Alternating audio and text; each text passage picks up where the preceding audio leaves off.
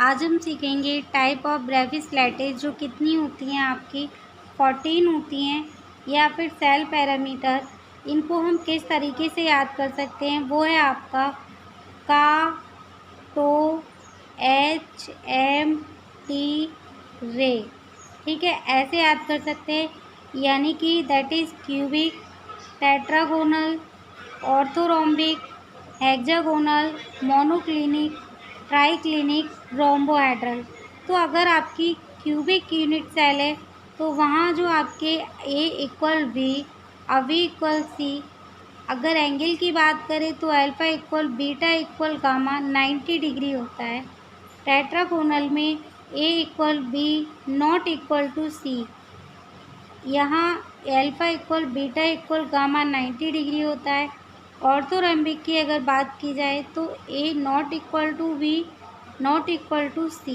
लेकिन जो bond angle हैं alpha equal beta equal gamma 90 degree होते हैं।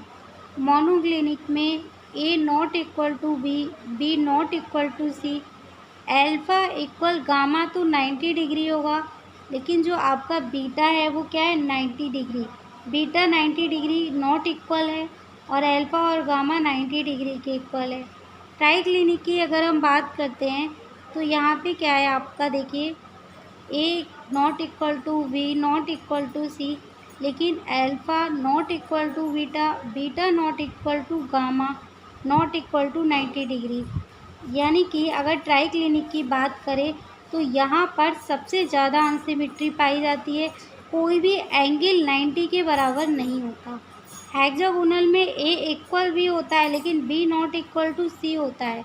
यहाँ पर अल्फ़ा इक्वल टू बीटा होगा लेकिन beta not equal to alpha equal beta जो है बॉन्ड एंगल 90 डिग्री होंगे, ये कुछ भी नहीं है। ठीक है, और यहाँ पर जो गामा है वो 120 डिग्री होगा।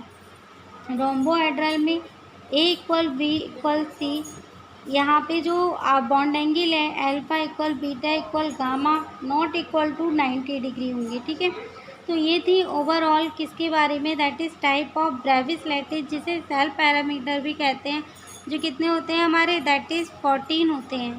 ट्रिक क्या थी, काटो, एच एम टी रे। तो का, टो, ठीक है, एच एम टी रे। तो आप इस तरीके से इनको याद कर सकते हैं।